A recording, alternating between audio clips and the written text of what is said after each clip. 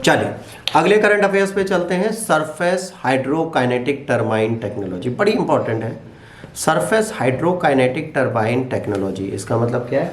Surface पे जो ये एनर्जी है इसको बिजली में बदलने की क्रिया करने वाली टेक्नोलॉजी। ये टेक्नोलॉजी कहाँ से आएगी, कैसे आएगी, क्या कार्य करेगी, ये बहुत जरूरी चीज है। इस सेगमेंट को हमारे लिए जरूरी भी माना जाता है और अच्छा भी माना जाता है और उत्तम भी माना जाता है। केंद्रीय विद्युत प्राधिकरण ने नवाचार को बढ़ाने के लिए वैकल्पिक प्रौद्योगिकी की खोज के लिए हाइड्रोजन स्टडी के अंतर्गत सरफेस हाइड्रोकाइनेटिक टरबाइन प्रौद्योगिकी को मान्यता दी। इन्होंने कहा भाई समुद्र तट से भी बिजली बने तो क्या प्रॉब्लम है? हमें तो कोई प्रॉब्लम ही नहीं है। सरफेस भी हाइड्रोकाइनेटिक टरबाइन चला है, मतलब वो ऐसे ऐसे हिलेगी तो वो बिजली तो बना ही सकती है ना। समुद्र दिन भर हिलता है, अब फालतू हिलता है, कुछ काम ही कर लेगा। ये विद्युत ऊर्जा उत्पादन के लिए व्यावहारिक रूप से शून्य संभावित शेष पर बहते पानी को गतित ऊर्जा में उपयोग करता है। भाई पानी ऐसे ऐसे बह रहा है, देखिए यहाँ पे लगा दिया टरबाइन, ऐसे ऐसे वो भी कर रहा है। अब जब वो मूव कर रहा है तो इसके नीचे जो इंजन्स लगे वो क्या करेंगे? ये मान लीजिए घूम रहा है, ये वेव्स में जा रहा है, ये टरबाइन घूम रहा है, बिजली बना देगा। इसके लिए तो अच्छा है ना, आप घुमाते रहो इसको, ठीक है।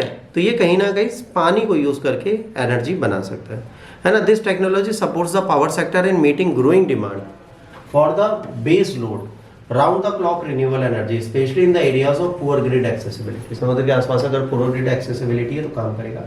Surface hydrokinetic turbines are easy to install and cost effective. भाई पानी में तैरा दो, काम हो गया। Technology provides win win situation for renewable energy buyers and generators, दोनों के लिए, जो जनरेट करता है उनके लिए भी, जो खरीदता है उसके लिए भी।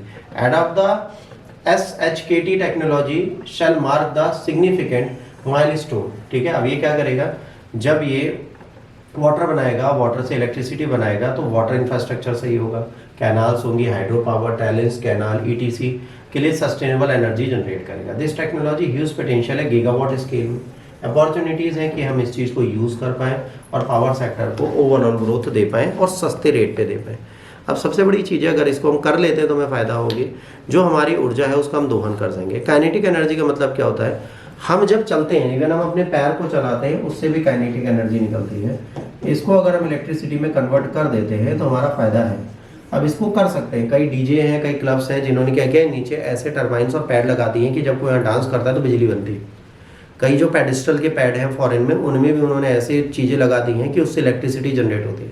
तो आपके चलने से भी एनर्जी निकलती है, आप परेशान ना हो। कभी आप जैसे पढ़ रहे हैं तो टहलते हुए ट्रेडमिल हम आपको बना के दे देंगे, उसमें बल्ब लगा होगा, पंखा लगा होगा, आप जितना चलेंगे उतना पढ़ेंगे उतनी लाइट जलेगी। तो फिर भाई दोस्ती होगी ना, कि वेट लॉस तुम कर लो, 4 घंटे में सो लेता हूँ, उसके बाद 8 घंटे में चलूंगा, तुम सो लेना। तो कितना फ़ायदा होगा आप सोचिए। तो फ़ायदेमंद चीज़ें ढूंढा करें।